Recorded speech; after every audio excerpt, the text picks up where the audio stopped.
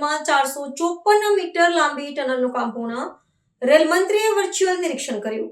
ભારતની પ્રથમ મુંબઈ-અમદાવાદ high-speed rail corridor પર મહારાષ્ટ્રના પાલઘર જિલ્લામાં વધુ એક સીમાચિહ્નરૂપ પ્રસિદ્ધિ હાંસલ થઈ છે. કેન્દ્રીય રેલ મંત્રી અશ્વિની વૈષ્ણવે પાલઘર ખાતે 454 મીટર લાંબી માઉન્ટેન ટનલ 6 સફળ બ્રેકથ્રુ બંને છેડા જોડવાનું કાર્યને વર્ચ્યુઅલ માધ્યમથી નિહાળ્યું હતું. સફાલે ગામ પાસે આવેલી આ ટનલનું ખોદકામ પૂર્ણ થતાં હવે ટ્રેક બિછાવવાની કામગીરી માટે માર્ગ મોકળો બંધ થયો છે. નોંધનીય છે કે પાલઘર જિલ્લામાં છેલ્લા એક મહિનામાં બીજી પર્વતીય ટનલનું સફળ નિર્માણ છે, જે પ્રોજેક્ટની ઝડપી પ્રગતિ સૂચવે છે. આ ટનલની વિશેષતા એ છે કે તે 14.4 મીટર પહોળી છે અને તેમાં અપડાઉન બંને ટ્રેન એકસાથે સમાઈ શકશે. ન્યૂ ઓસ્ટિયન ટનલિંગ મેથડ જેવી અત્યાધુનિક ડ્રીલ અને બ્લાસ્ટ ટેકનોલોજીનો ઉપયોગ કરીને માત્ર 12 મહિનામાં ટૂંકા ગાળામાં ડિજિટલ કામગીરી પૂર્ણ કરવામાં આવી છે.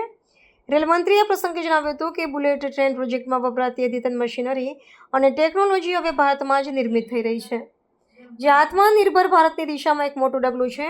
આ પ્રોજેક્ટના ગુજરાત સેક્શનમાં 334 કિલોમીટરથી વધુ વાડકનું કામ પણ પૂર્ણ થઈ ગયું છે.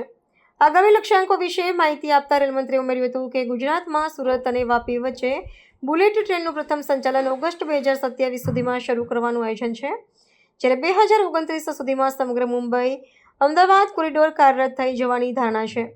હાઈ સ્પીડ રેલથી બંને શહેરો વચ્ચેનું અંતર માત્ર 2 કલાકમાં કાપી શકાશે, જેનાથી આર્થિક પ્રવૃત્તિઓને મોટો વેગ મળશે.